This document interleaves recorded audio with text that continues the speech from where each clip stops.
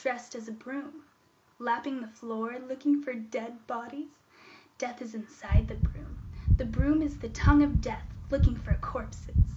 It is the needle of death, looking for thread. Death is inside the folding cots.